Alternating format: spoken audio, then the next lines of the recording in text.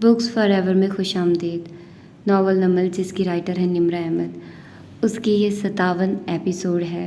باب 29واں جس کا نام ہے شہمات. سیکنڈ پارٹ کا یہ اے پارٹ ہے. اور آئیے بغیر کسی دیر کے اس پارٹ کو سٹارٹ کرتے ہیں. امید کے صحرا میں جو برسوں سے کھڑا ہے، امید کے صحرا میں جو برسوں سے کھڑا ہے، حالات کی بے رحم ہواؤں سے لڑا ہے. مور چال پہ وہ حبس زدہ رات مغموم سی پھیلی تھی. لاؤنج کی دیوار کو نئے سرے سے صاف پینٹ کر کے حنین فارغ ہو چکی تھی. وہ نقش و نگار چھپ گئے تھے اور اب وہ چند روز میں اس پہ سٹنسل پینٹ کر سکتی تھی. شکر. وہ گلوز اتارتی، برش اور ڈبے اٹھاتی سیڑھیاں چڑھنے لگی تاکہ اپنے کمرے میں جا کر اس سامان کو ٹھکانے لگائے. پھر سادی کے کمرے کی جلتی بتی دیکھ کر ادھر چلی آئی. وہ اسٹڈی چیئر پہ ٹیک لگائے بیٹھا تھا اور پرسوچ نظریں چھت پہ ٹکی تھی. پریشان نہ ہو بھائی، ہم پھر سے ڈاکٹر مایا کو ڈھونڈنے کی کوشش کریں گے.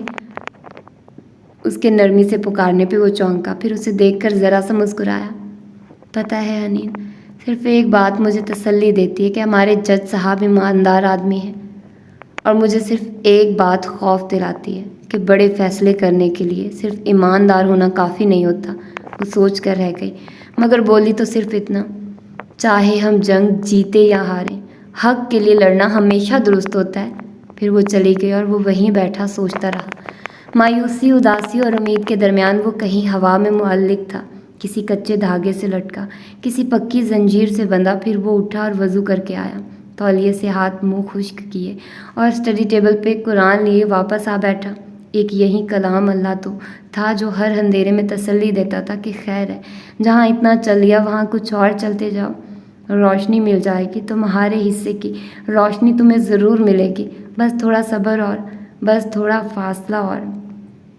میں پناہ چاہتا ہوں اللہ کی دھتکارے ہوئے شیطان سے، اللہ کے نام کے ساتھ جو رحمان اور رحیم ہے. اس نے مطلوبہ آیت سے اپنی محبوب صورت کھولی. اور بے شک تیرا رب جانتا ہے جو ان کے دلوں میں پوشیدہ ہے اور جو وہ ظاہر کرتے ہیں. اور آسمان اور زمین میں ایسی کوئی پوشیدہ بات نہیں جو روشن کتاب میں نہ ہو. یہ آیت اللہ تعالیٰ آپ نے قرآن میں کتنی دفعہ دہرائی ہے؟ ان گنت. اور اس کے ان گنت رموز جو ہر دفعہ ظاہر ہوتے ہیں. یہ نہیں فرمایا یہاں کہ تم چھپاتے ہو، یہ فرمایا جو ان کے سینے چھپاتے ہیں. یہاں جو گلٹی پارٹی ہیں وہ انسان نہیں ہے، وہ اس کا سینہ ہے. دل بھی سینے کے اندر ہوتا ہے. اور ہم خود کیوں نہیں؟ اگر غور کرو تو آیت کے شروع ہی میں فرمایا آپ کا رب. صرف رب بھی کہا جا سکتا تھا، مگر آپ کا رب کا مطلب میرے نزدیک یہ ہے کہ جس کے دل کی بات ہو رہی ہے وہ تو اللہ کا بندہ ہے. میں اور آپ، ہم اللہ کے ہیں. اسی لیے شاید اللہ تعالیٰ ہمیں رعایت دے دیتے ہیں، صرف صرف نظر کر جاتے ہیں ہماری غلطیوں سے. مگر یہ ہمارے دل ہیں جو بے قابو ہو جاتے ہیں. کبھی کمپلسیو لائرز کو دیکھا ہے؟ وہ بات پہ بات بغیر سوچے سمجھے جھوٹ بولتے ہیں. ان کا دماغ ابھی سامنے والے کا سوال سمجھا ہی نہیں ہوتا کہ زبان جھوٹ بول دیتی ہے. تو یہ دل کیسے انسان کو بے بس اور مجبور کر دیتا ہے؟ جب ہم اس میں غلط خزانے بھرتے جائیں اور اس کو کسی شے کا عادی کر دیں، ہم غلط کام اس میں چھپاتے ہیں تو یہ عادی ہو جاتا ہے. پھر خود سے ہم سے پوچھے بغیر اپنے اندر غلط چیزیں، غلط خیالات، غلط ارادے، غلط محبتیں محفوظ کرنا جاتا ہے. پھر یہ قابو میں نہیں رہتا. اور اس کا حل کیا ہے؟ حل وہی ہے کہ جب کتے اور تصویر والے گھر میں فرشتے نہیں آتے تو اللہ ایسے دل میں کیوں اپنی محبت ڈالے گا جس میں جھوٹ، دھوکے، غلط راز اور غلط لوگ بسے ہوئے ہیں. وہ اپنی نوٹ بک پہ لکھتا بھی جا رہا تھا. ذہن کی آلودگی دھیرے دھیرے چھٹ رہی تھی. ایک یہی کتاب تو ساری کثافت دور کر دیتی تھی.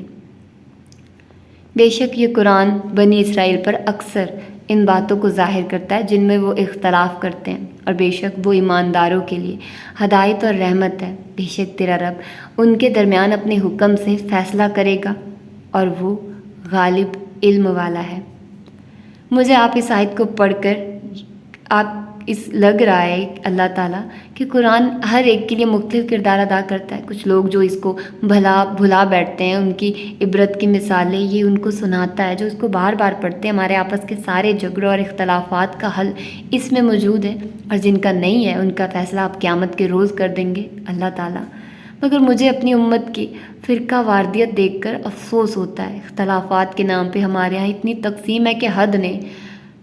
ہم اختلاف کرنے والوں کو ڈانٹ کیوں دیتے ہیں؟ کسی کی جنت یا جہنم کی کوئی گارنٹی نہیں ہے سوائے انبیاء کرام اور عشرہ مبشرہ صحابیوں یا بدر کے مجاہدوں اور چند دیگر صحابہ کے یا چند اور ایسی ہستیوں کے جن کے بارے میں احادیث میں بتایا گیا ہے۔ کسی امام، کسی پیر، کسی اسکالر، کسی لیڈر، کسی کی جنت کی گارنٹی نہیں ہے، تو پھر ہم اپنی جنت پکی کر کے دوسرے کے جہنم کا ٹکٹ کیوں ہاتھ میں لیے گھومتے ہیں؟ سو اللہ پر بھروسہ کر، بے شک تو سری حق پر ہے، البتہ تو مردوں کو نہیں سنا سکتا اور نہ بہروں کو اپنی پکار سنا سکتا ہے جب وہ پیٹھ پھیر کر لوٹیں، اور نہ تو اندھوں کو ان کی گمراہی دور کر کے ہدایت کر سکتا ہے۔ تو انہی کو سنا سکتا ہے جو ہماری آیتوں پر ایمان لائے، سو وہی مان بھی لیتے ہیں۔ لیکن پھر یہ ساری باتیں ہر ایک پہ اثر کیوں نہیں کرتی؟ کیوں بہت سے لوگ اندھے گونگے بہرے بن کر کفر کے فتوے دوسروں پہ تھوپ چلے جاتے ہیں، انسانوں کی پیروی میں اندھے ہو جاتے ہیں؟ کیونکہ شاید قرآن سے ہدایات اور رحمت ایمان والوں کو ملتی ہے، اور ایمان ہوتا کیا ہے بھلا؟ خوف اور غم سے نجات پا لینا، کھلا ذہن رکھنا جس میں نرمی ہو، تنگی نہ ہو، سختی نہ ہو۔ ایمان کیا ہوتا ہے؟ حیا، دوسروں کا دل دکھانے سے شرم کرنا، سخت باتیں سنا دینے سے شرم کرنا، سامنے والے کے احساسات کا خیال کرنا۔ اور کیا ہوتا ہے ایمان؟ قرآن و حدیث کو ثبوت ماننا اور اپنی رائے سے اوپر سمجھنا۔ یہ جب انسان میں آ جاتا ہے نا، یہ خیال کہ میں اور میرا مسلک غلط ہو سکتے ہیں مگر اللہ کی بات حرف آخر ہے، تب انسان کا ذہن کھلتا ہے اور وہ سنتا بھی ہے اور سمجھتا بھی ہے۔ میں نے بڑے بڑے مدرسوں اور یونیورسٹیز سے پڑھنے والے علماء کو دیکھا ہے، وہ اتنی سختی سے دوسروں پہ کھٹا کھٹ فتوے لگاتے ہیں کہ عام زندگی میں بھی ان کا یہی رویہ بن جاتا ہے۔ مزاج میں سختی، ہر وقت دوسروں کو جج کرنا اور بد کلامی، ان چیزوں سے دل سخت ہوتا ہے اور پھر وہ ہدایت نہیں لیتا۔ اور میں نے انہی مدرسوں اور یونیورسٹیز سے نکلتے ایسے علماء کو بھی دیکھا ہے جو گو کہ اپنی اٹل رائے رکھتے ہیں مگر دوسروں کی بھی سنتے ہیں اور نرمی سے سمجھانا بھی جانتے ہیں، دلیل سے بات کرتے ہیں، غصے سے نہیں، حقارت اور نفرت سے نہیں۔ اللہ ایسے نرم خو لوگوں کا نام ہمیشہ بلند کرتا ہے، کیونکہ یہ اللہ کے دشمنوں سے سخت بات بھی سختی اور بد کلامی سے نہیں کرتے، سیسا پہ لائی دیوار کی طرح اپنی رائے اور دلیل بیان کرتے ہیں مگر دوسرے کے کان میں سیسا نہیں گھولتے۔ ہمیں ضرورت ہے ایسے لوگوں کی طرح بننے کی، اور اس کے لیے سب سے پہلے یہ سمجھنا ہوگا کہ کوئی دو انسان ہر چیز کے بارے میں ایک جیسا نہیں سوچ سکتے۔ ہمارے گھر والے بھلے سیاسی اور مذہبی خیالات ہمارے جیسے رکھتے ہوں مگر کہیں جگہ ان سے بھی ہماری رائے مختلف ہو سکتی ہے، مگر مزاج کی یہ نرمی صرف تب آئے گی جب ہم ایمان لے آئیں گے اور جان لیں گے کہ سب سے زیادہ درست صرف اللہ ہے، باقی ہم سب غلط ہو سکتے ہیں۔ اور اگر ہم اپنے غلط وجود سے بھی ہمیں اتنی محبت ہے تو دوسروں سے کراہت کیوں کریں؟ لوگوں کی کچھ باتوں کو نظر انداز کرنا اور کچھ کو درگزر کرنا یہ ایمان کا حصہ ہے۔ لکھتے لکھتے اس کے ہاتھ درد کرنے لگے، شاید وہ کافی دن بعد قلم سے لکھ رہا تھا مگر یہ کتاب تھی ہی ایسی جو ہر درد کا مرہم بن جاتی تھی۔ یہ نہیں تھا کہ درد نہیں ہوگا، بس ہر درد کے بعد سکون بھی مل جائے گا۔ اس نے قرآن کو ادب سے چوما اور بند کر کے رکھ دیا، پھر انگلیاں کھولنے بند کرنے لگا تاکہ سکون آئے۔ بھائی پرسکون ماحول کا بلبلا ایک دم سے پھٹ گیا۔ حنین دھار سے دروازہ کھول کر اندر داخل ہوئی تھی، ہاتھ میں ٹیب تھا اور چہرے پہ بلا کا افسوس۔ وہ آپ لوگوں کا دوست احمد شفیع، اس کے بارے میں سوشل میڈیا پہ خبر دیکھی آپ نے؟ سعدی نے گہری سانس لی اور مسکرا کے اسے دیکھا۔ ہاں دیکھی تھی، ایک کار حادثے کے بعد ایک جلی ہوئی لاش ملی ہے جو اسی عمر کے بندے کی، اور اتفاق سے اس کے ساتھ جو احمد شفیع کے نام کا شناختی کارڈ، پاسپورٹ وغیرہ تھے وہ بالکل بھی نہیں جلے۔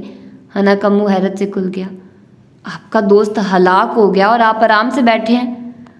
اسے غائب ہونے کے طریقے آتے ہیں، ایک فیک ڈیتھ سٹیج کرنا اس کے لیے مشکل نہیں، وہ مسکراتے ہوئے کہہ رہا تھا۔ مگر ہو سکتا ہے یہ سب ڈرامہ نہ ہو بلکہ اس کو مسز کاردار نے مروا دیا ہو۔ اسے فکر ہوئی۔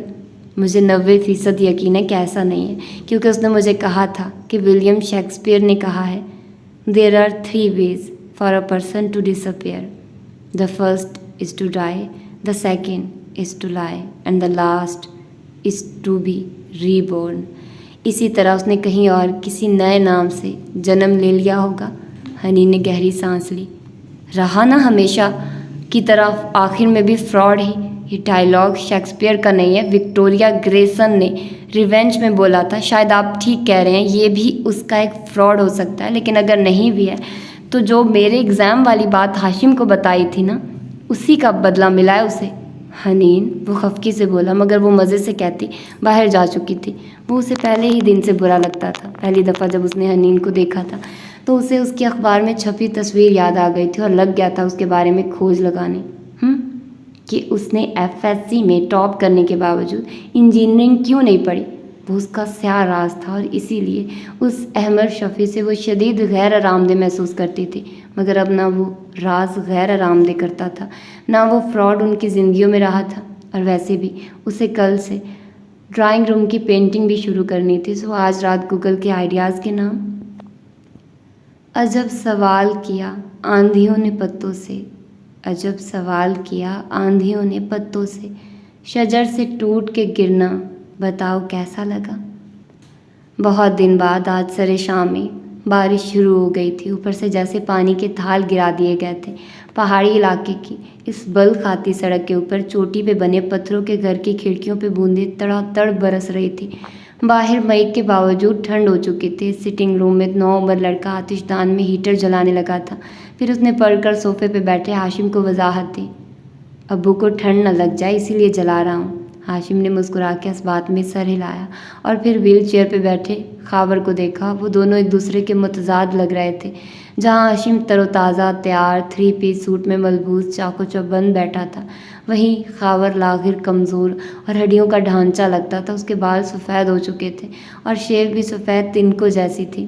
گردن ایک طرف ڈھلکی تھی اور نگاہیں کسی غیر مرئی نقطے پہ جمی تھی۔ تم جاؤ بیٹا، میں کچھ وقت تمہارے ابو کے ساتھ اکیلے میں گزارنا چاہتا ہوں۔ لڑکا ہیٹر سیٹ کر کے تابعداری سے سر ہلاتا باہر نکل گیا۔ دروازہ بند ہوا تو کمرے میں سناٹا چھا گیا۔ باہر برستی بارش کی تڑتڑاہٹ بھی معدوم ہونے لگی۔ پچھلے ہفتے جب میں نے 2 دن ایک سرخ رومال کو دیکھتے کمرے میں بند گزارے تو ایک دفعہ ایسا موقع بھی آیا کہ فون کھول کر اپنے کانٹیکٹس کے گروپس دیکھے۔ فرینڈز، فیملی، کولیگز، شناسہ فرینڈز کے خانے میں بہت سے نام تھے۔ وہ مغموم مسکراہٹ کے ساتھ بولتے ہوئے خاور پہ نظریں جمائے ہوئے تھا، مگر کوئی بھی کام کا نہیں تھا۔ میں سوچتا رہا کہ دوست کون ہوتا ہے؟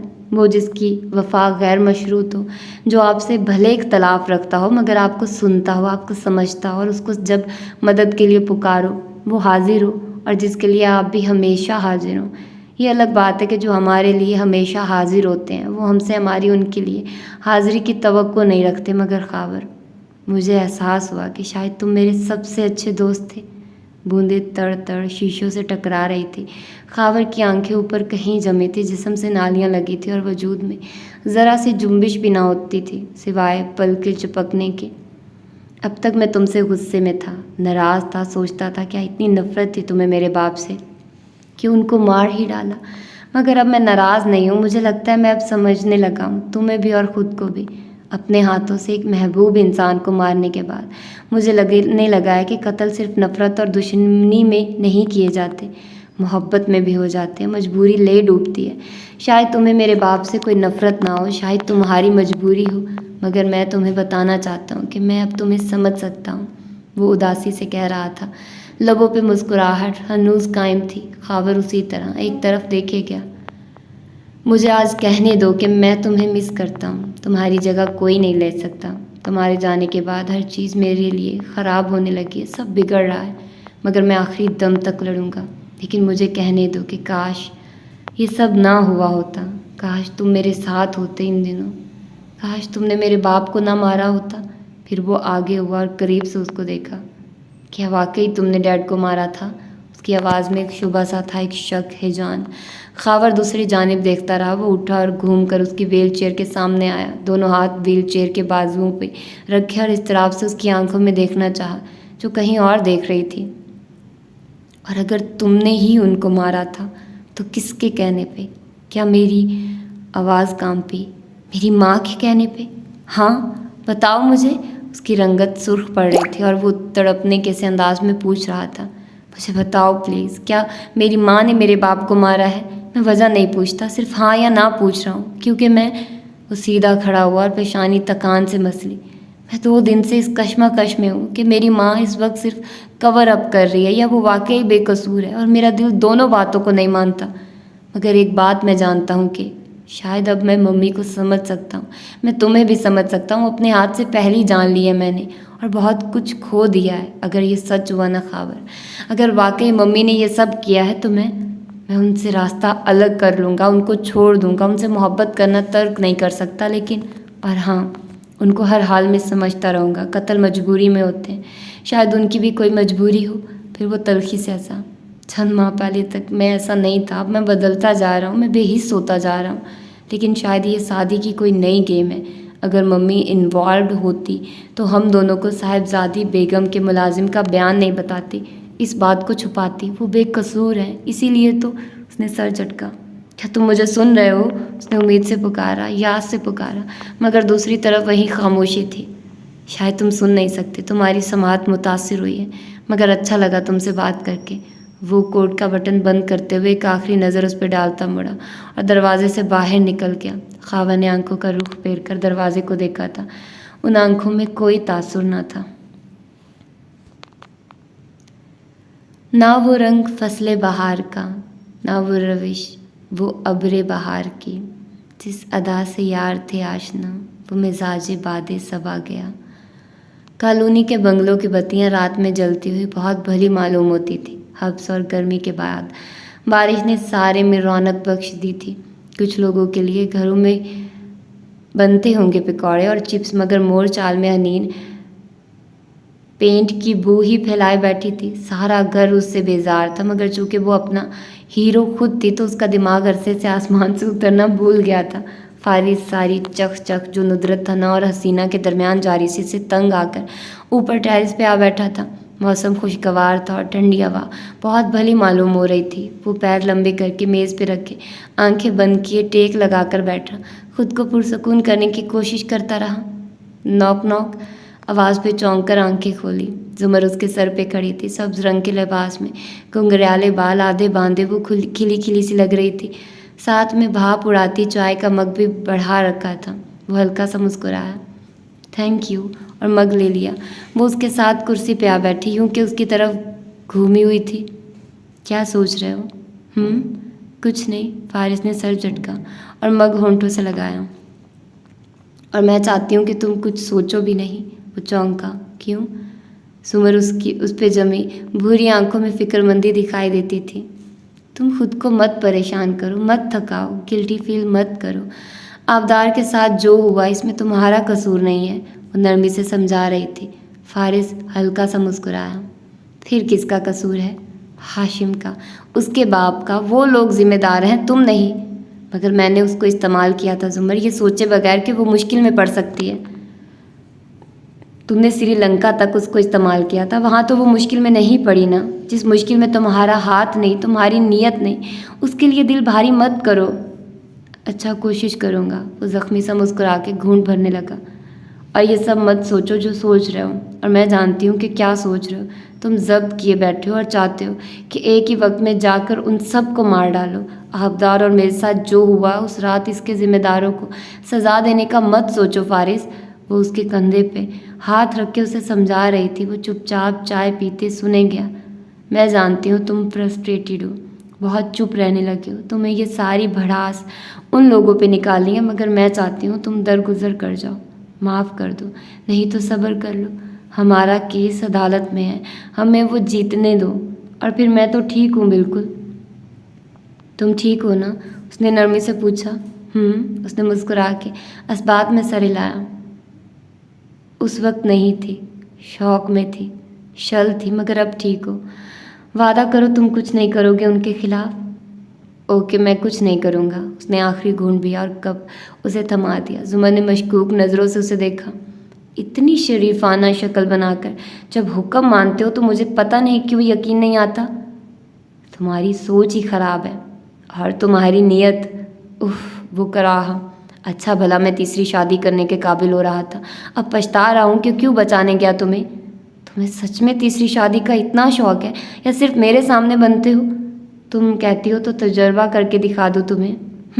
वो नाक सुकड़ कर सीधी हुई और टेक लगाकर चाय के घूंट भरने लगी। नीचे से हनीन और नुदरत की बहस की आवाज़ें सुनाई दे रही थी।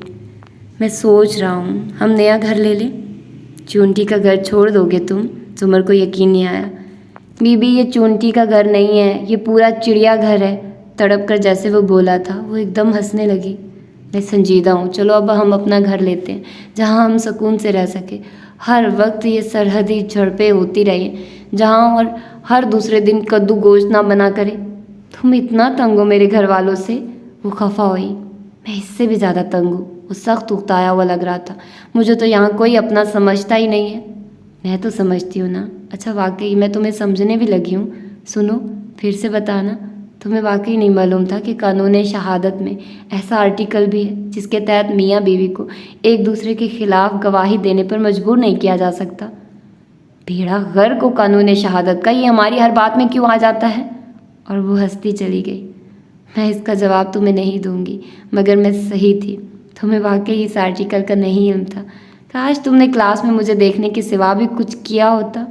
क्यों नहीं किया था? 2 लड़कियां बहुत पसंद थी मुझे।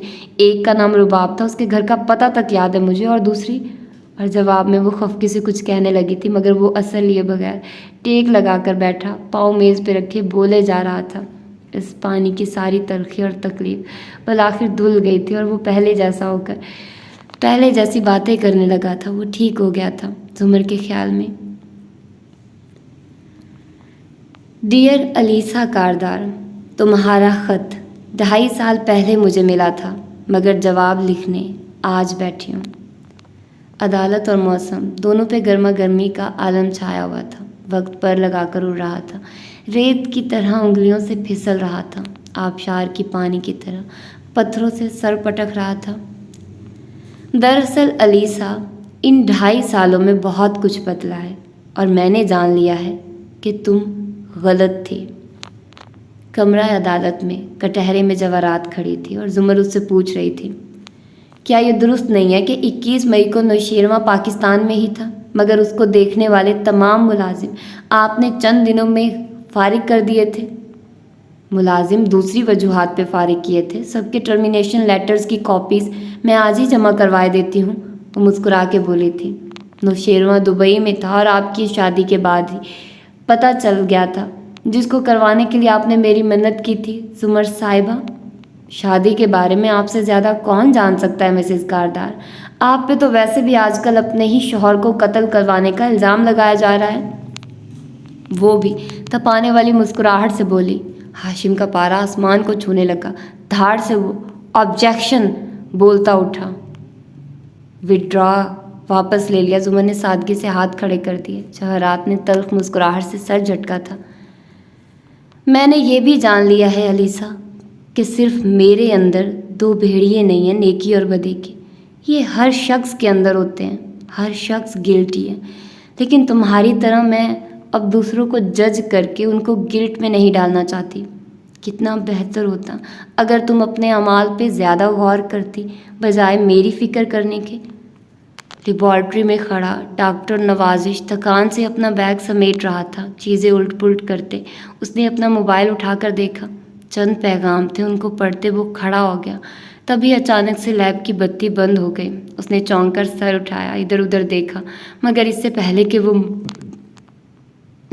मुड़ता, पीछे से किसी ने उसको धक्का दिया था। मोबाइल फिसला और खुद वो नीचे लड़खा। फिर यकायक बुखला कर सर उठाया। उसके साथ 2 जॉगर्स आ रुके थे। उसने हैरान नज़रें उठाई। ऊपर जीन्स और सुरमई शर्ट पहने, आस्तीन चढ़ाए, छोटे कटे बालों वाला फारिस गुस्से से उसे घूर रहा था। कौन हो? अंदर कैसे आए? मगर फारिस जवाब देने के बजाय झुका, उसे गिरबान से पकड़कर उठाया और उसका चेहरा अपनी सुर्ख आंखों के करीब ले जाकर घर आया। आबदार अबीद का पोस्टमार्टम तुमने किया था? कौन आबदा? वो हकलाया, मगर बात मुकम्मल नहीं हुई। फारिस ने उसे मेज़ पे यूं धकेला कि बहुत सा सामान, शीशे की बोतलें, फ्लास्क वगैरह नीचे गिरती गई। हर तरह टूटते कांच की आवाज़ें और किरचियाँ बिखर गई थी। डॉक्टर का सर फट गया था और वो कराह रहा था। यादाश्त आई है वापस? तो अब बताओ। उसे गुद्दी से पकड़कर उठाया और खड़ा किया। क्या क्या लिखना भूल गए थे उसकी रिपोर्ट में? बताता हूँ। वो जल्दी जल्दी बोलने लगा। चेहरे पे खौफ और हरास था और माथे से खून की बूंदें टपक रही थी। उसके जिस्म पे तशद्दुद के निशान थे। بازو، ہاتھ اور گردن پہ، اور پھیپھڑوں سے ملنے والا فلوئڈ کسی جھیل یا سمندر کا نہیں تھا۔ اگر ہوتا تو اس میں ڈائی ایٹمز۔ کس کے کہنے پہ بنائی تھی رپورٹ؟ بتاؤ۔ وہ گھر آیا تو اس کی گرفت میں پھڑپھڑاتا مہنی سا ڈاکٹر کانپ اٹھا۔ Doctor Aftab Wasti, head of department, آئندہ تم کسی کی بھی رپورٹ بنانے کے قابل نہیں رہو گے۔ اور یہ کہہ کر اس نے اسے دائیں ہاتھ کو مروڑ کر زور سے جھٹکا دیا۔ عجیب سی آواز آئی اور ڈاکٹر کی چیخیں نکل گئی۔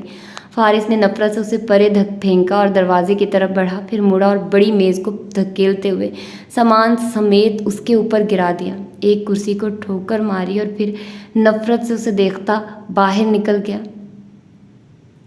تم جیسے لوگ علیسا خود تو ناکام اور تلخ ہوتے ہی ہیں، مگر دوسروں کو ہر وقت عقابی آنکھ تلے رکھتے ہیں۔ اصل میں کچھ لوگوں کو بڑا دکھنے کا شوق ہوتا ہے۔ ان کو اپنے دوستوں کے سامنے بڑا لگنے کے لیے دوستوں پہ جا بجا تنقید کی عادت پڑ جاتی ہے۔ کمرہ عدالت میں سب دلچسپی اور توجہ سے کٹہرے میں کھڑی شہرین کو سن رہے تھے، جو ٹھٹھائی سے کہہ رہی تھی، میرے علم میں نوشیروان کے پاس ایسی کوئی گن نہیں، اور نہ ہی میں نے اسے کبھی کلاک کا یہ ماڈل چلاتے دیکھا ہے۔ مگر کیا اس دن آپ میرے اور فارس کے پاس نہیں آئی تھی یہ کہنے کہ ہم آپ کو کیا دیں گے اگر آپ اس گن کا لائسنس ڈھونڈ دیں ہمیں؟ سمر سنجیدگی سے پوچھ رہی تھی۔ یہ سری بہتان ہے، میں آپ کے گھر کبھی نہیں آئی۔ اس نے کندھے اچکائے تھے۔ اور اگر تم جیسوں کا کوئی دوست میرے جیسا ہو، جس کا دل ایسا ہی حساس ہو، تو وہ تم نقاد دوستوں کی باتوں کو دل سے لگا کر ڈپریشن میں چلے جاتے ہیں۔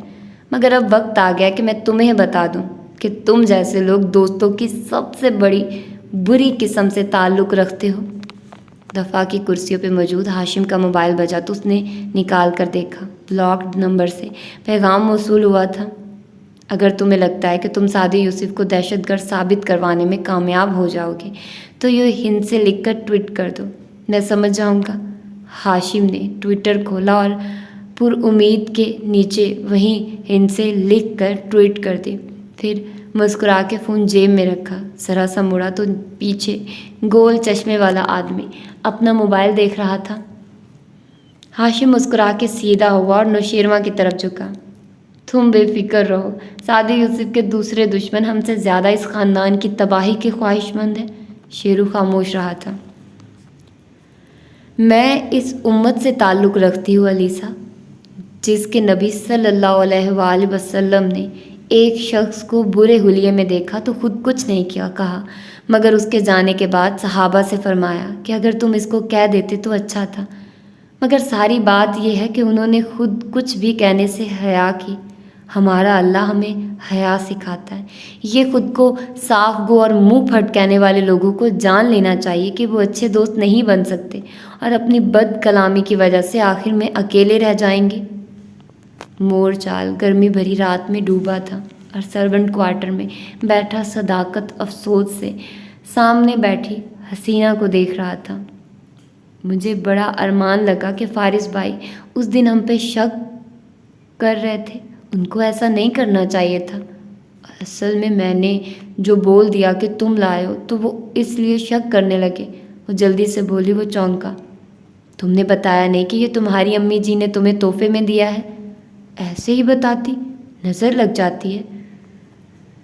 سچے لوگ بد کلام نہیں ہوتے اور منہ پھٹ اور تلخ کلام لوگ سچے نہیں ہوتے۔ منافقین کہتے تھے محمد صلی اللہ علیہ وآلہ وسلم اللہ کی رسول ہیں، اور اللہ قسم کھا کر کہتا ہے کہ منافقین جھوٹے ہیں۔ حالانکہ جو بات وہ کہہ رہے تھے وہ تو سچ تھی، مگر وہ جھوٹے اس لیے تھے کہ ان کا دل اس کی گواہی نہیں دیتا تھا۔ رات مزید گہری ہوئی تو وہ سرونٹ کوارٹر سے نکل کر سہج سہج چلتی 4 دیواری کی پچھلی سمت جانے لگی۔ یہاں کونے میں ایک بڑا درخت تھا۔ وہ کسی بلی کی طرح اس پہ چڑھی اور پھر چڑھتی گئی، دیوار تک پہنچی، پھر وہاں سے دوسری طرف پھلانگ گئی۔ سامنے اندھیرے میں وہ شخص کھڑا تھا اور اس نے سرخ سا مفلر چہرے پہ لپیٹ رکھا تھا۔ اب اور کیا کرنا ہے مجھے؟ بہت مشکل سے آئی ہوں، اگر میرے مالکوں کو معلوم ہو گیا نا تو میری جان لے لیں گے۔ بس ایک آخری کام، وہ آہستہ سے بولا تھا اور پھر دھیمی آواز میں اس کو کچھ سمجھانے لگا تھا۔ سچے لوگ وہ ہوتے ہیں جو وہ کہیں جس کی گواہی ان کا دل دے، اور آپ کا دل جب آپ کو بتا رہا ہوتا ہے کہ یہ بات کہنے سے آپ کا دوست دل دکھ جائے گا اور آپ پھر بھی اسے کہہ ڈالیں، تو آپ نے سچ نہیں کہا، آپ نے بد کلامی کی۔ کمپیوٹر اسکرین روشن تھی اور سعدی اور حنین اس کے سامنے پورے انہماک سے بیٹھے تھے۔ ہنا ساتھ ساتھ ٹائپ بھی کیے جا رہی تھی۔ مزے کی بات یہ ہے کہ PMDC نے سارے پاکستان کے ڈاکٹرز کا ڈیٹا اپنی ویب سائٹ پہ ڈال رکھا ہے، معمولی سی ہیکنگ، اور یہ دیکھیے، ہنا مزے سے کہہ رہی تھی، میرا فیشل ریکگنیشن سافٹ ویئر اپنا کام چند منٹ میں کر لے گا، اور اگر ڈاکٹر مایا کی شکل کی کوئی لڑکی یہاں ہوئی تو وہ نکل آئے گی۔ Very good job head girl, اس نے ہنا کا شانہ تھپکا تھا۔ وہ مسکرا کر اور سادی فکر مندی سے اسکرین کو دیکھے گیا۔ اور الیسا، انسان کو ایسا دوست نہیں بننا چاہیے جو اپنے دوست کو صرف اس لیے خط لکھے کہ جب وہ خود جیل میں اپنے اعمال کی وجہ سے پہنچ جائے تو دوسروں کو بھی کہنے لگے کہ حنین تم بھی کچھ برا ضرور کرو گی، یا دوسروں کے بارے میں فتوے پتہ نہیں تم جیسے دوست کیوں دے لیتے جن کو اپنے کل کا نہیں پتہ ہوتا۔ سرخ نشان ابھرا تو حنین اور سعدی دونوں کے منہ کھل گئے، پھر ایک دوسرے کو دیکھا۔ مایوسی سی سارے میں پھیل گئی تھی۔ یعنی مایا پاکستان میں رجسٹرڈ ہی نہیں ہے، اسے کسی اور ملک سے بلوایا گیا تھا۔ وہ گہری سانس لے کر بولی، یعنی اب ہمارے پاس اور کوئی گواہ نہیں ہے، بند کر دو ان کی ویب سائٹ۔ ارے واہ، ایسے ہی بند کر دوں؟ تھوڑی سی ایڈیٹنگ تو کرنے دے۔ اس کی آنکھیں چمکی اور اس نے کی بورڈ سنبھال لیا۔ سعدی حیرت سے دیکھنے لگا۔ وہ Pakistan medical and dental council کا اباؤٹ سیکشن ایڈٹ کر رہی تھی۔ ہم سے ملیے، ہمیں Pakistan mental and depressed community, ہم نے صرف پرائیویٹ میڈیکل کالجز کو کھلی چھٹی دے کر بچوں کا بیڑا غرق نہیں کیا، بلکہ ہم نے انٹری ٹیسٹ کے نام پہ دنیا کا سب سے منافع بخش کاروبار بھی شروع کر رکھا ہے۔ آئیے ہم آپ کو بتاتے کہ انٹری ٹیسٹ کیا ہوتا ہے۔ یہ ایک ایسا نظام ہے جس کو ہم اس لیے ختم نہیں کر رہے کیونکہ ہمارے بہت سے دوست اور رشتہ دار انٹری ٹیسٹ پریپ کی اکیڈمیاں چلا کر ہر سیزن میں اربوں روپے بنا لیتے ہیں، ورنہ باقی اس کا صرف ایک مقصد ہے، 18-19 سال کے بچوں کے ذہن کو مفلوج کرنا، ان کو خوف زدہ کرنا، میٹرک سے ان کے ذہن پہ سوار کر دینا کہ انہوں نے تعلیم نہیں حاصل کرنی بلکہ 1000 سے اوپر نمبر لینے ہیں، اور وہ بچے اپنے سینئرز کو ان کے ناموں سے نہیں 998 نمبر والا اور 1021 نمبر والی جیسے القابات سے یاد کرتے ہیں۔ اور چونکہ ہمارے پاس سیٹیں تھوڑی ہوتی اور ہم ہزاروں بچوں کو کامیاب نہیں کر پاتے، تو ہمیں فخر ہے کہ جس کا میڈیکل میں ایڈمیشن نہ ہو اس کو معاشرہ نالائق سمجھتا ہے۔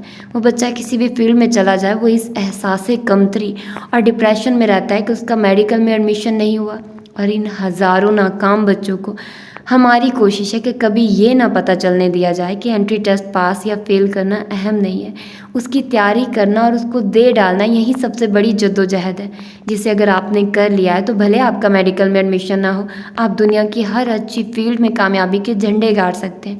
اگر آپ خود پہ اعتماد رکھیں، آپ نالائق نہیں تھے، یہ آپ کی حکومت کا نا انصافی پہ مبنی نظام تھا۔ بس کر دو نا، سائبر کرائم میں پکڑی جاؤ گی۔ وہ اس کو باز رکھنے کی کوشش کر رہا تھا۔ ایویں ہی الیسا، تمہارے اس ایک خط نے مجھے ذہنی طور پہ بہت پیچھے دھکیل دیا تھا۔ دوستوں کو تم جیسا نہیں ہونا چاہیے۔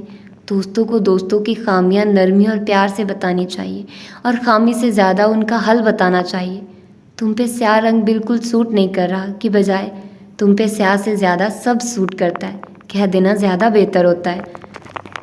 پلیز گولی مت چلانا، میری بات سنو، میں تمہیں سب سچ سچ بتا دوں گا۔ وہ نیم اندھیر کمرہ تھا اور اوپر بلب جھول رہا تھا۔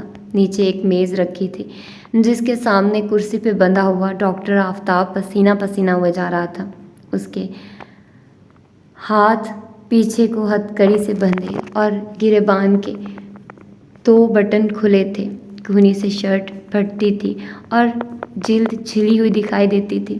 بال بکھرے تھے اور چہرے پہ خوف تھا۔ آستین چڑھائے کھڑے فارس نے پستول میز پہ رکھا اور اس کے سامنے جا ٹھہرا۔ تیز نظروں سے اسے دیکھتے ہوئے ایک جوتا اس کے گھٹنے پہ رکھا اور دبایا۔ گھٹنے پہ شاید کوئی زخم تھا جس سے خون رسنے لگا اور وہ کرہانے لگا۔ رکو پلیز، میری بات سنو۔ اس کی آنکھوں میں آنسو آ گئے تھے۔ میرے بھائی کی رپورٹ تم نے بنائی تھی نا، وہ اینٹی ڈپریسنٹ کھاتا تھا، یہ بھی لکھا تھا تم نے۔ اس کے جسم پہ تشدد کے نشان نہیں تھے، میری جری بھائی نے خودکشی کی تھی، یہ سب لکھا تھا نا تم نے؟ ابدار کی رپورٹ بھی تم نے بنوائی ہے نا؟ میں نے ہاشم کے کہنے پہ وہ ٹوٹے پھوٹے الفاظ میں ایک ہی سانس میں سب کہتا گیا۔ اور کس چیز سے جواہرات نے تمہیں مجبور کیا کہ تم اس کے شوہر کی رپورٹ بدلنے پہ مجبور ہو گئے؟ ڈاکٹر آفتاب چپ ہو گیا تو اس نے پستول اٹھایا اور اس کے دوسرے گھٹنے کی طرف تان لیا۔ اس کا چہرہ اتنا سرد تھا اور اتنی تپش لیے ہوئے تھا کہ ڈاکٹر کا سانس اٹکنے لگا۔ میں بتاتا ہوں، طوبا میری بیوی کی بیٹی تھی، میری بیوی اور اس کا بیٹا طوبا کا بھائی نہیں جانتے کہ طوبا نے میری وجہ سے خودکشی کی تھی۔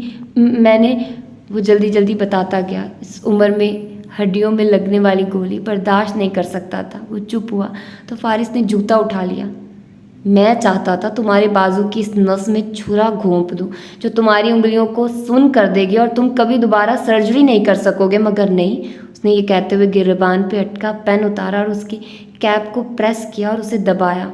میں نے تمہاری طوبا والی کہانی ریکارڈ کر لی ہے اور میں اسے تمہاری بیوی اور اس کے بیٹے کو دے دوں گا۔ وہ دونوں خود فیصلہ کریں گے کہ انہیں تمہارے ساتھ کیا کرنا چاہیے۔ نہیں، اس کا چہرہ سفید پڑنے لگا۔ ایسے مت کرو، یہ رہی تمہاری ہتھ کڑی کی چابی۔ اس نے چابی اس کی طرف بڑھائی اور جب اس نے امید سے دیکھا تو فارس نے چابی اس کے قدموں میں گرا دی۔ جب تک تم اپنی ہتھ کڑی کھول کر آزاد ہو پاؤ گے وہ یہ ویڈیو دیکھ چکے ہوں گے۔ اور ماتھے پہ ہاتھ لے جا کر بولا، الوداع۔ بازو بڑھا کر لیمپ کھینچا، بلب بجھ گیا۔ اب اس کے دور جاتے قدم سنائی دے رہے تھے۔ جو دوست اپنی بات کا آغاز سوری مجھے کہتے ہوئے اچھا تو نہیں لگ رہا مگر ایسا ہے کہ، یا دیکھو برا تو نہیں مانو گی ایک بات کہوں، کی طرح کے فکروں سے کرتے ہیں وہی سب سے برے دوست ہوتے ہیں۔ ایسی بات کہی ہی کیوں جائے جس سے دوست برا مانے، بلکہ کیوں نہ بری لگنے والی باتیں بھی اچھے انداز میں کی جائیں۔ اللہ کے رسول صلی اللہ علیہ وسلم نے کسی کو کچھ کہنے سے پہلے برا تو نہیں مانو گے نہیں پوچھا کرتے تھے، کیونکہ وہ دوسروں کی مدد کرنا چاہتے تھے، اسے شرمندہ کرنا نہیں۔ وہ ایسی بات کہتے ہی نہیں تھے جس سے کوئی برا فیل کرے، بلکہ اسے حل بتاتے تھے۔ گواہوں کے بیانات اور شواہد سے یہ بات صاف ظاہر ہوتی ہے۔ یور آنر کے زمر چبوترے کے سامنے کھڑی دونوں ہاتھوں میں قلم کو گھماتی بلند آواز میں کہہ رہی تھی کہ ملزم نوشیروان کاردار نے ہم میرے موکل سے ذاتی انات کے باعث پہلے اس کا پیچھا کیا، پھر اس کو تنہا پا کر اسے گولیاں ماری، پھر بھی اس کی جان نہیں گئی تو اسے ہسپتال سے اغوا کر لیا اور ملک سے باہر بھیج دیا۔ ملزم کے اثر و رسوخ کو دیکھ کر یہ یقین کرنا قطعی مشکل نہیں ہے کہ یہ سب اس کے لیے بہت آسان تھا۔ میرے موکل کو قید میں 9 ماہ شدید اذیتیں دی گئی اور اب تک ذہنی تشدد کا نشانہ بنایا جا رہا ہے۔ نہ صرف ملزم کو مجرم قرار دیا جانا چاہیے بلکہ اس کو سزائے موت بھی سنائی جائے۔ اور ذرا ٹھہر کر وہ سرد آواز میں بولی، پروسیکیوشن پلیڈز فار ڈیتھ پینلٹی۔ اور دوستوں کو میری طرح بھی نہیں ہونا چاہیے۔ اسکول کالج میں کوئی دوست یا انٹرنیٹ پہ کوئی فرینڈ بات بات پہ صاف گوئی کی آڑ میں ہمیں طنز کا نشانہ بناتا ہو اور ہم اس کی باتیں سن کر دکھی پہ دکھی ہوتے چلے جائیں، یہ بھی درست نہیں۔ اسکول کے آڈیٹوریم میں عجیب ہنگامہ سا مچا تھا۔ جہاں چند منٹ پہلے بچے اسٹیج پہ پرفارم کر رہے تھے وہاں وہ سہم کر ایک طرف کھڑے تھے اور انہی میں چپ چاپ سر جھکائے کھڑی سونی بھی تھی۔ پروجیکٹر اسکرین پہ ایک ویڈیو چل رہی تھی جس میں شہرین کارڈز کھیلتی اور پیسے ہارتی نظر آ رہی تھی۔ ڈی جے پاگلوں کی طرح کیز دبا رہا تھا، کسی طرح اس ویڈیو کو روکنے کی کوشش کر رہا تھا مگر وہ سٹاپ نہیں ہو رہی تھی۔ انتظامیہ ندامت سے ادھر ادھر بھاگ رہے تھے اور حاضرین میں کھڑی شہرین کا چہرہ مارے خفت کے سرخ پڑ رہا تھا۔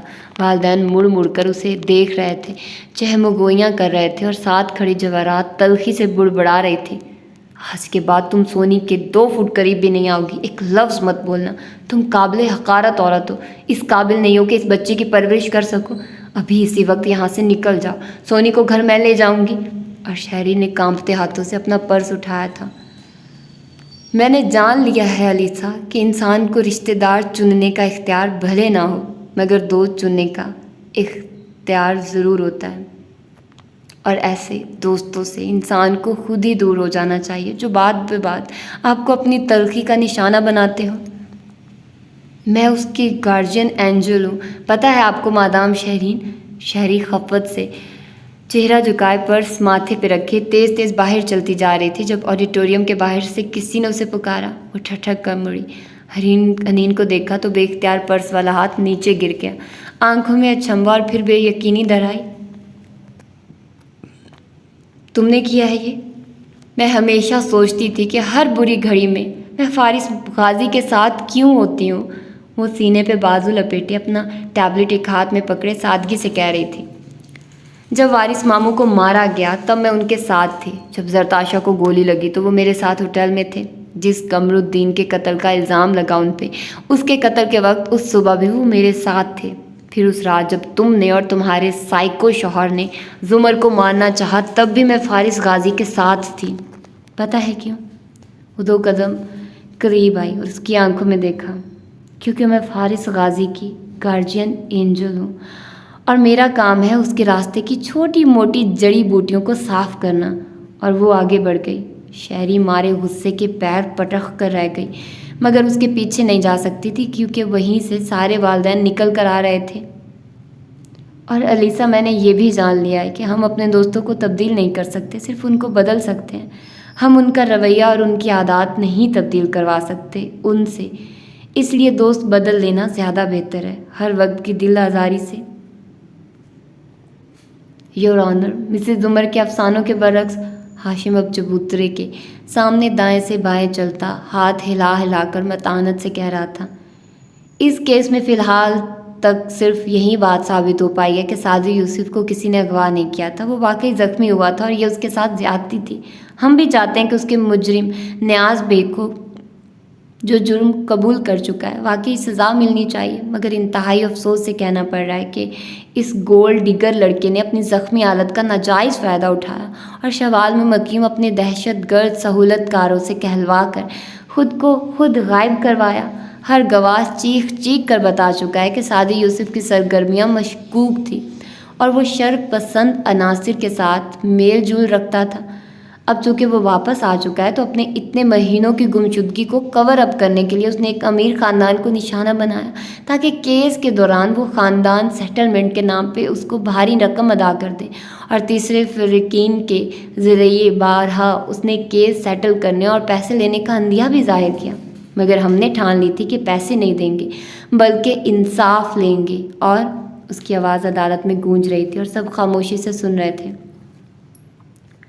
میں یہ نہیں کہتی کہ دوستوں کو ان کی خامیوں سے آگاہ ہی نہ کیا جائے بلکہ ان کی ہر وقت جھوٹی تعریفیں کی جائیں۔ میں صرف یہ کہتی ہوں الیسا کہ اللہ کے رسول اللہ صلی اللہ علیہ وسلم سے زیادہ سچا کوئی نہیں تھا، مگر جب وہ سچ بول کر بھی اپنے ساتھیوں کا دل نہیں دکھاتے تھے تو ہمارے سچ ہمارے دوستوں کو آرزدہ کیوں کر دیتے ہیں؟ ہم سچ بولنے سے پہلے برا نہ ماننا کہہ کر کیوں اقرار کرتے ہیں کہ بات برا ماننے والی ہی ہے؟ قصرے کاردار کی عقبی بلکنی میں ہاشم کرسی ڈالے بیٹھا تھا، سامنے دور پہاڑوں پہ سورج غروب ہوتا دکھائی دے رہا تھا۔ وہ ٹانگ پہ ٹانگ جمائے، شرٹ کے آستین موڑے، مغموم سے انداز میں اس نارنجی تھال کو دیکھ رہا تھا جو بس کسی پل لگتا تھا زمین پہ الٹ جائے گا، مگر بادل اس کو سنبھالے ہوئے تھے، سہارا دیے ہوئے تھے۔ تم نے شہری کو بے دخل کر کے اچھا کیا، اس کی وجہ سے سونی کی بہت انسلٹ ہوئی، سونیا تب سے ڈپریشن میں ہے، ساتھ بیٹھی جواہرات کہہ رہی تھی۔ اس نے انکارا بھرا، نظریں ڈوبتے سورج پہ جمی تھی۔ سونی کی اس کی ماں کے غلط کاموں کی وجہ سے پریشان نہیں کرنا چاہتا میں، ایسی ماں کے ساتھ رہنا ہی نہیں چاہیے جو اولاد کی پرواہ کیے بغیر اتنے غلط کام کرتی رہی ہو۔ جواہرات کا دل زور سے دھڑکا مگر بظاہر مسکرائے گئی۔ صحیح کیا، ہر ماں تمہاری ماں جیسی نہیں ہوتی جو اولاد کے لیے ہر شے قربان کر دے۔ ہاشم نے نظریں پھیر کر اجنبی سے انداز میں اسے دیکھا۔ ہمارے لیے کیا آپ کو کچھ بہت مشکل کام بھی کرنے پڑے تھے؟ اور وہ جان گئی کہ وہ جان گیا ہے، آنکھوں میں آنسو آ گئے۔ بہت مشکل کام ہاشم، بہت ہولناک کام۔ ہاشم اسے دیکھتا رہا، گردن میں ابھر کر ڈوبتی گلٹی صاف دکھائی دی۔ اور ایسے کام کرتے وقت کیا کوئی دوسرا راستہ نہ تھا آپ کے پاس؟ تب شاید آپ وہ نہ کرتی۔ دوسرے راستوں میں میرے بیٹوں کی تباہی تھی، میں نے بیٹوں کو چنا، اس کی آنکھ سے آنسو ٹپ سے گرا تھا۔ دونوں ایک دوسرے پہ نظریں جمائے ہوئے تھے، سانس بندھے تھے، ایک دوسرے کو کھوجنے کی کوشش کر رہے تھے۔ اور کیا آپ نے سوچا کہ آپ کے کسی ایسے قدم سے، ہولناک قدم سے، آپ کے بیٹوں کو کتنی تکلیف ہو سکتی ہے؟ تکلیف کا علم تھا، مگر تباہی سے بچانے کے لیے ذرا سی تکلیف دینا بہتر تھا۔ میں چاہتی ہوں کہ ہم دوسروں سے ایسی دوستی کریں کہ ہمارے دوستوں کو ہمارے منہ کھلتے دیکھ کر ڈر نہ لگا کرے کہ ابھی ان کی زبان سے کچھ ایسا کہا جائے گا جس پہ میرا دل برا ہو جائے گا۔ عجیب بات ہے، مگر ان صاف گو منہ پھٹ دوستوں کے اپنے بارے میں بہت کچھ کہا جائے تو آگ بگولا ہو کر زمین آسمان ایک یہی کرتے ہیں۔ ذرا سی تکلیف، اس کا دل جیسے کٹ کر رہ گیا۔ وہ بس دکھی نظروں سے اسے دیکھے گیا۔ ہو سکتا ہے آپ کی اولاد کا دل اس ذرا سی تکلیف سے باہر اب تک نہ نکلا ہو سکتا ہے کہ آپ کے بیٹے کے ہر تلخ فیصلے کے پیچھے آج بھی اسی تکلیف کا ٹراما بسا ہو۔ پتہ نہیں، اگر یہ تکلیف ایسی ہے تو تباہی کیسی ہوگی۔ پھر سر جھٹکا اور سامنے نظر آتے سورج کو دیکھنے لگا۔ ٹرائل کا فیصلہ آ جائے، پھر میں اور سونیا یہاں سے شفٹ کر جائیں گے۔ میں نے آفس کے قریب ایک گھر لیا ہے، جب تک ہمارا نیا گھر تعمیر نہیں ہوتا ہم وہیں رہیں گے۔ جواہرات کا دل جیسے کسی نے مٹھی میں لے لیا۔ میں تمہارا گھر دیکھنے آ سکتی ہوں؟ نہیں، وہ کہہ کر اٹھ گیا اور اندر چلا گیا۔ وہ دل محسوس کر بیٹھی رہ گئی۔ اندر ہاشم کی اسٹڈی ٹیبل پہ 2 کاغذات پڑے تھے، ایک اورنگزیب کی پوسٹ مارٹم رپورٹ جس میں موت کا وقت لکھا تھا، ایک اندازہ کہ اتنے سے اتنے بجے کے درمیان موت واقع ہوئی ہے، اور دوسرا اس نے وہ کاغذ اٹھا کر دیکھا، وہ ایک ای میل تھی۔ جب اس رات جواہرات کمرے سے باہر آئی تھی تو اس نے ہاشم سے کہا تھا کہ اس کا جی میل کام نہیں کر رہا۔ تب ہاشم نے جواہرات کے فون سے اپنے فون پہ یہ ہاشم ہے موم کے فون سے لکھ کر ای میل بھیجی تھی۔ اس کے کوئی آدھے گھنٹے بعد انہوں نے اورنگزیب کو مردہ پایا تھا۔ اس ای میل کا وقت پوسٹ مارٹم میں لکھے موت کے وقت سے اوپر تھا۔ جواہرات اورنگزیب کو قتل کر کے خود کو سنبھال کر کمپوزڈ کر کے میک اپ کر کے باہر نکلی تھی۔ سب میں وقت لگا تھا۔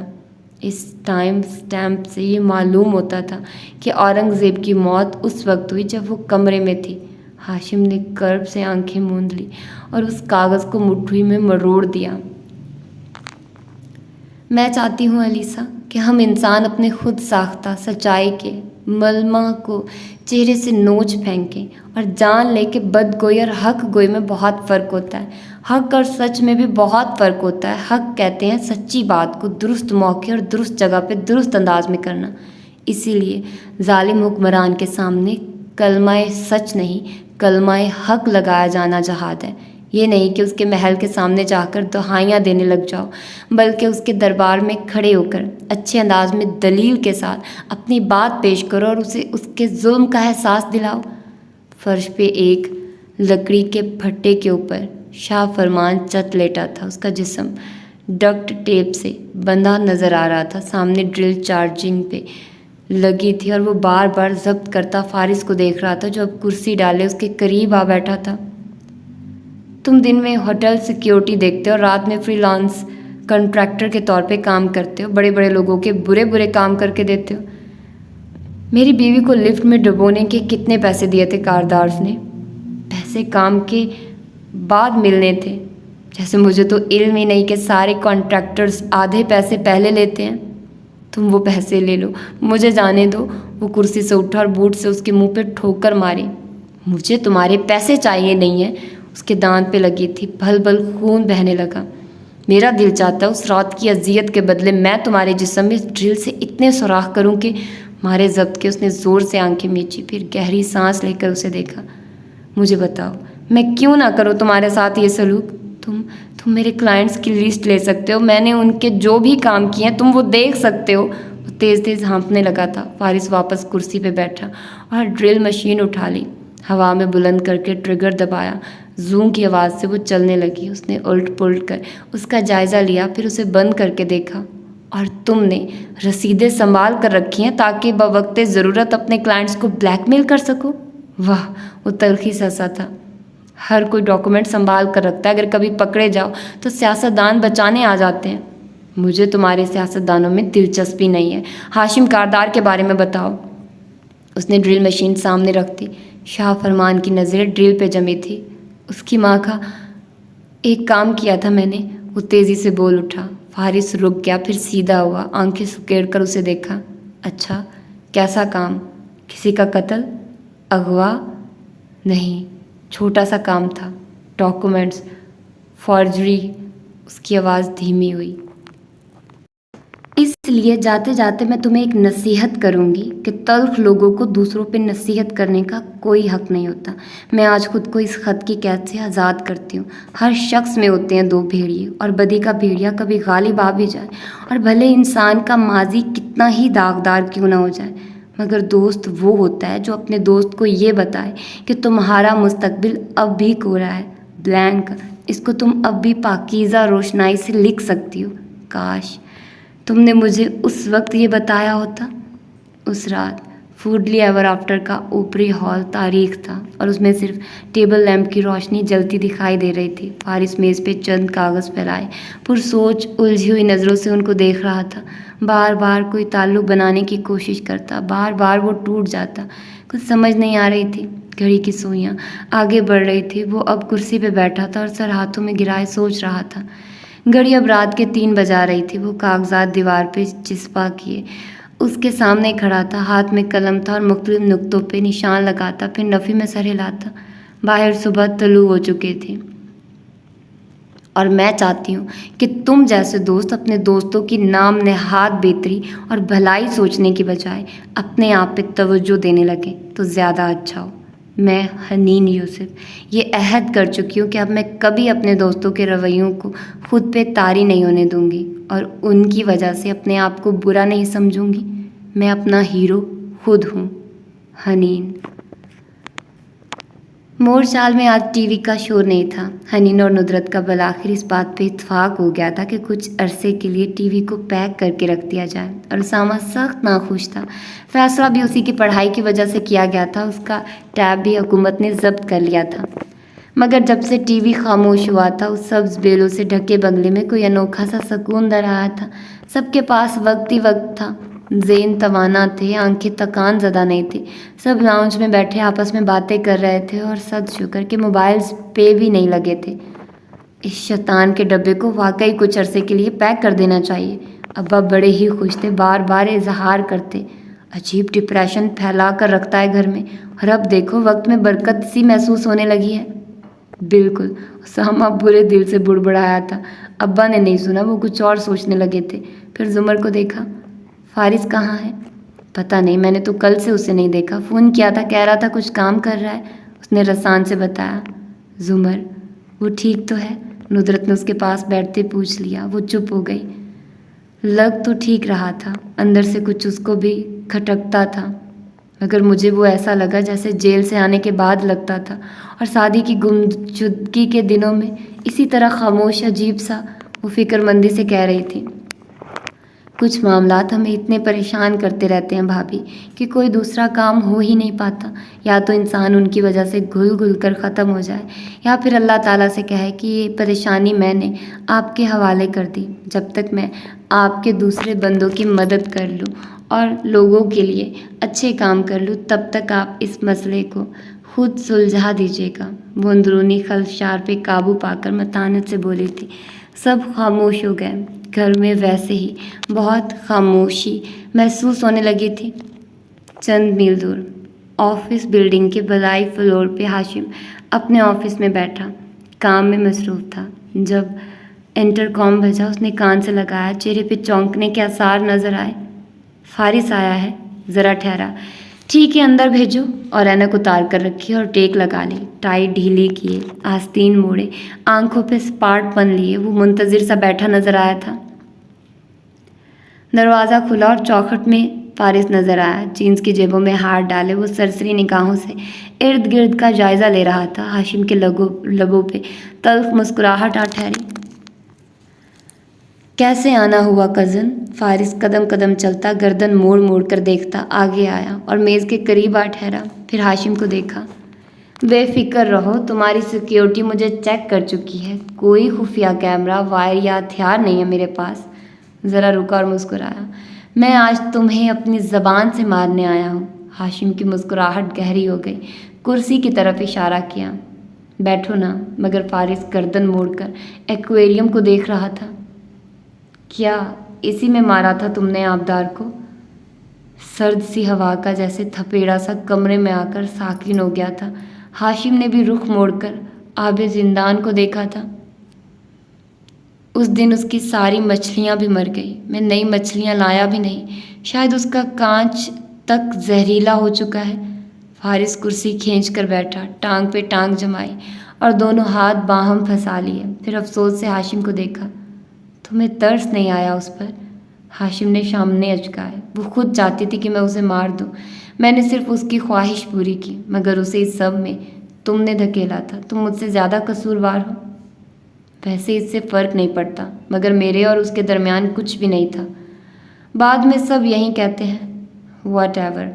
फारिस ने नाक से मक्खी उड़ाई। चल लम्हे की खामोशी दोनों के बीच हाइल हो गई।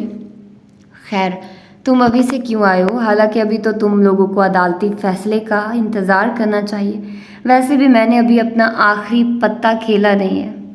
तुम पत्ते खेल रहे थे, मैं तो शतरंज खेल रहा था। मगर मैंने तो सुना है आजकल आगे पीछे लोगों को टॉर्चर करते फिर रहे हो। क्यों मेरा गुस्सा उन गरीबों पे निकाल रहे हो? वो दोनों बिना सांस लिए बात पे बात फेंक रहे थे। गुस्सा तो बहुत था मुझे और चंद दिन निकालता भी रहा, मगर अब ठंडा हो गया हूँ। वैसे भी असल इंतकाम ठंडा करके खाने का नाम है। सो क्यों आए हो? उसने दिलचस्पी से पूछा। तुम्हें कुछ ख़ास बताने? वो उसकी आंखों में देखते हुए मुस्कुरा के बोला। मैं जानता हूँ तुम्हारे बाप को किसने कत्ल किया है। हाशिम एकदम ज़ोर से हंस दिया।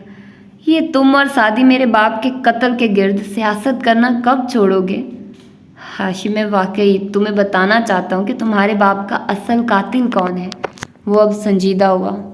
तुमने देर कर दी। सादी ये कार्ड बहुत पहले खेल चुका है और उसकी वजह से मैंने खावर ने नहीं मारा तुम्हारे बाप को, ये भी जानता हूँ। और तुमने मुझे मायूस किया है क्योंकि मैं जान गया हूँ कि मेरे बाप को मेरी माँ ने मारा है। साहिबजादी साहिबा ने बता दिया था मुझे। तलखी से उसे देखते हुए चबा चबा कर कह रहा था। अगर तुम लोग ज़्यादा खुश ना हो, ये हमारा ज़ाती मामला और मैंने मूव ऑन करने का फ़ैसला कर लिया है। हाशिम, उसने टांग से टांग हटाई और आगे को झुका, हमदर्दी से उसे देखा। तुम्हारी माँ ने तुम्हारे बाप को नहीं मारा। कमरे में एकदम भयानक सन्नाटा सा छा गया। हाशिम का सांस थमा। सादी, साहिबजादी साहिबा, अहमद सब गलत थे। जवाहरात ने तुम्हारे बाप को नहीं मारा। ओह प्लीज़, उसने उकताकर हाथ उठाया। आंखों में बेपनाह बेजारी थी। अब किस तीसरे फरीक पे इल्ज़ाम डालने आए हो? मेरे पास तुम्हारी कहानियों के लिए वक्त नहीं है। मुझे तुम पे तरस आ रहा है, मगर तुम वाकई बेखबर हो। मैं तुम्हारी बेखबरी दूर करना चाहता हूँ। आगाही अजाब होती है और मैं चाहता हूँ तुम ये अजाब चखो। अच्छा, उसने तीखी नज़रों से उसे देखा। फिर बताओ, अब की दफ़ा किसने मारा मेरे बाप को? फारिस चल लम्हे उसकी आंखों में तरहम से देखता रहा, फिर लब खोले। तुमने खुद। हाशिम पल भर को उलझा, फिर सताइश से अबरू उठाए। वाओ, इससे अच्छा तरीका नहीं मिला तुम्हें किसी को डिस्टर्ब करने का। फिर अफसोस से सर झटका। वाकई फारिस, मेरे जैसे आदमी को तुम अब आकर ये कहोगे कि मुहावरतन मेरी किसी हरकत का दुख लेकर मेरा बाप मरा, ये वो, ताकि मैं डिप्रेशन में चला जाऊं और ख़ुद को अपने आप की मौत का जिम्मेदार, बाप की मौत का जिम्मेदार समझूं। व्हाट रबिश, तुमने अपने बाप का कत्ल किया है हाशिम। वो ठहर ठहर कर बोल रहा था। आंखें हाशिम की आंखों पे जमी थी। तुम हो अपने बाप के असल कातिल। और इस सारी बेतुकी कहानी का क्या मकसद है? मतलब किस तरह मारा है मैंने अपने बाप को? हाँ, उसे अब गुस्सा आने लगा था। जैसे मारा जाता है, कत्ल करके। फारिस ने शाने अचकाए। मैं जानता हूँ मेरे बाप को किसने मारा है, मेरी अपनी माँ ने। और इस सारे मामले को मैं खोज रहा हूँ, मगर तुम्हारी इस सारी बकवास से। जवाहरात ने तुम्हारे बाप को नहीं मारा। हाशिम धाड़ से उठा और मेज़ की चीज़ें परे गिराई। मम्मी ने ही औरंगज़ेब कारदार को कत्ल किया है, जानता हूँ मैं। मेज़ पे मुट्ठियाँ रखे वो ऊंची आवाज़ में घराया था। सख्त सुर्ख थी और आंखों से शोले निकल रहे थे।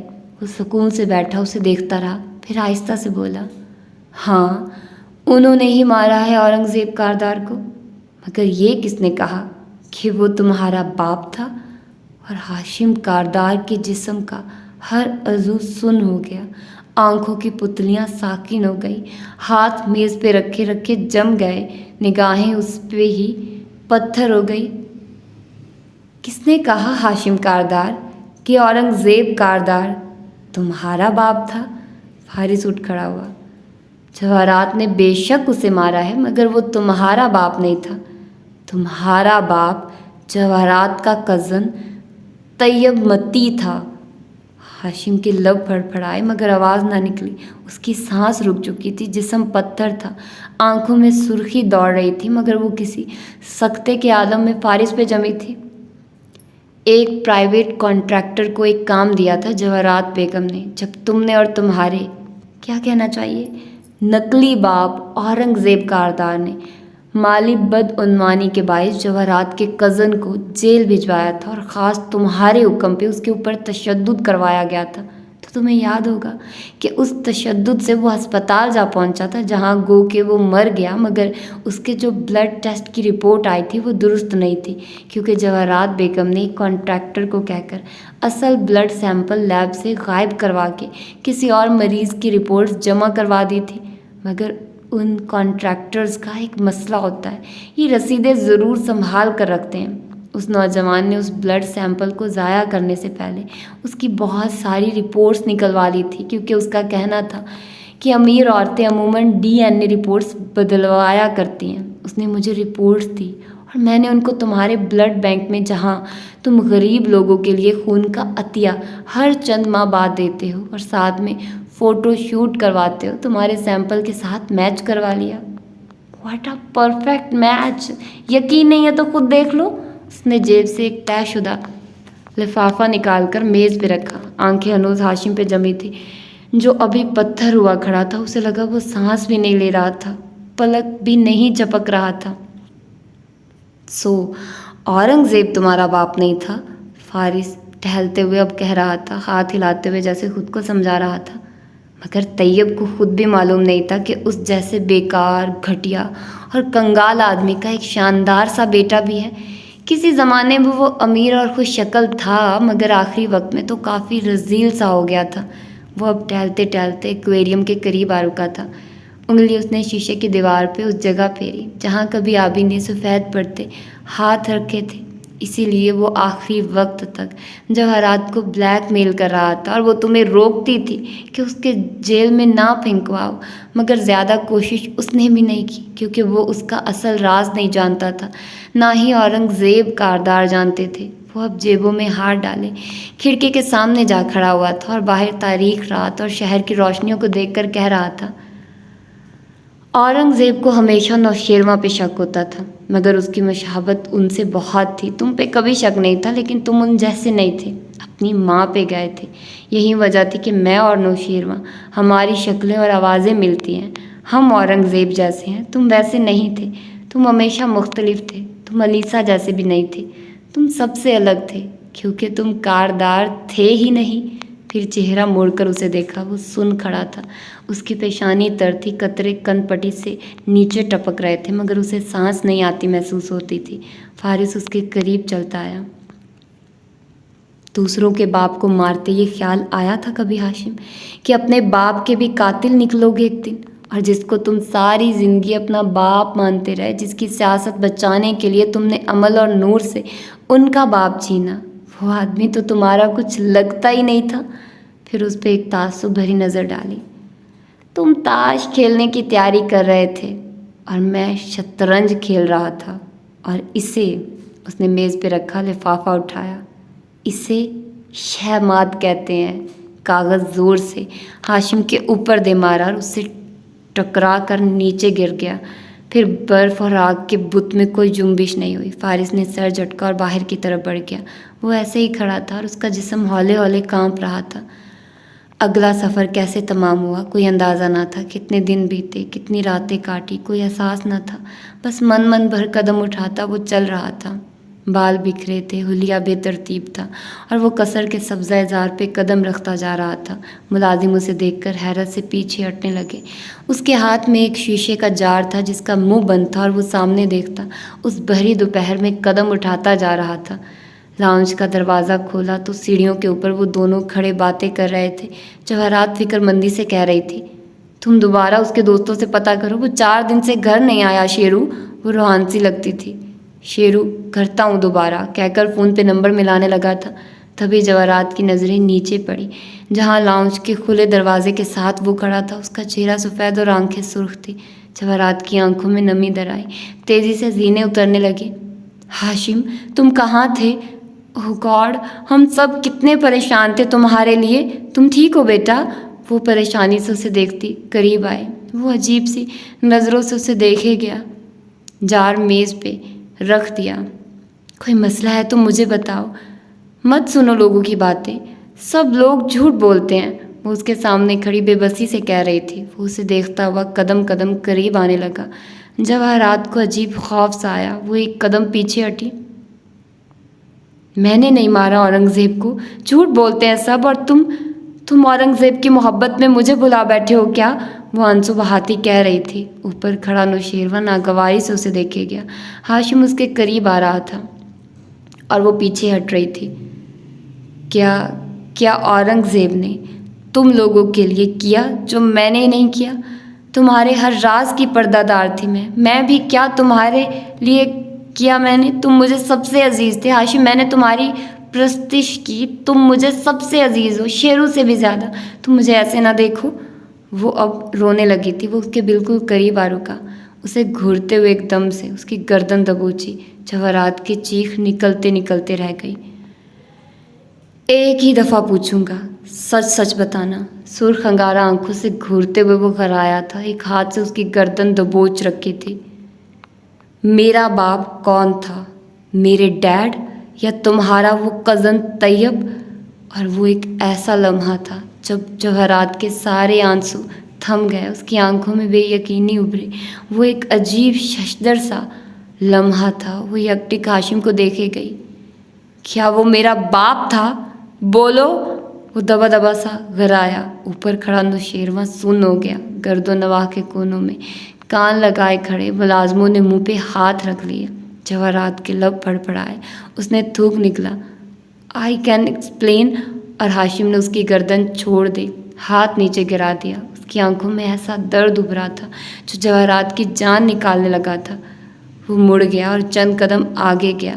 ابھی سب سن کھڑے تھے، دم سادے، سانس روکے۔ وہ میز تک گیا، جال اٹھایا، اس کا ڈھکن اتارا اور واپس اس کی طرف گھوما۔ آج تم نے میرے ڈیڈ کو دوسری دفعہ مار دیا، اور یہ کہہ کر اس نے جار میں موجود پانی اس کے چہرے پہ پھینک دیا۔ یہ جواہرات کاردار کی چیخیں تھی جنہوں نے وہاں کھڑے ہر شخص کو بتایا تھا کہ وہ پانی نہیں تھا، وہ تیزاب تھا۔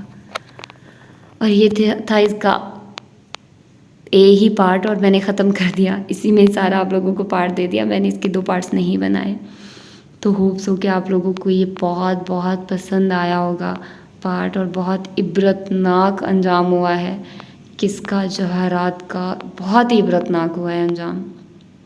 بہت افسوس ہوا مجھے اس کا، اور ہاشم کا بھی بہت زیادہ افسوس ہوا ایک انسان کے لیے یہ جاننا کہ وہ اس کا بیٹا ہی نہیں ہے جس کو وہ باپ سمجھتا تھا۔ اٹ از بگ تھنگ یار، بہت بڑی بات ہے یہ، کہ خیر امیجن ہی نہیں کیا جا سکتا۔ تو اس بیچارے نے کیسے صبر کیا، کچھ نہیں کہہ سکتا، اور مجھے بہت گرمی لگ رہی ہے۔ اب میں نے ایک ہی دن میں 2 ایپیسوڈ ریکارڈ کیے۔ ابھی میں نے جو کل والی آپ لوگوں کو ایپیسوڈ ملی تھی 30 منٹ والی، وہ بھی میں نے ساتھ ہی ریکارڈ کیا، اور مجھے بہت زیادہ گرمی لگ رہی ہے، اور پیاس اتنی شدید کہ کوئی اس کا وہ نہیں ہے کہ میں کہہ ہی نہیں سکتی مجھے کتنی زیادہ پیاس لگ رہی ہے۔ تو خیر پھر ملتے ہیں انشاءاللہ اس کے اگلی ایپیسوڈ میں، اگلے پارٹ میں۔ اپنا ڈھیر سارا خیال رکھیے گا۔ اللہ حافظ۔ اور ہاں پلیز، اللہ حافظ تو میں نے کر دیا، لیکن آپ لوگ چینل کو سبسکرائب کر دیں، پلیز سبسکرائب کر دیں۔ مجھے پتہ ہے بہت بیزی لوگ ہو، بہت کام ہوتے ہیں آپ لوگوں کو، لیکن مجھے جلدی اس کے 1000 سبسکرائبر کمپلیٹ کروانے ہیں، تو آپ لوگ جلدی سے سبسکرائب کر دو، ٹھیک ہے؟ اللہ حافظ۔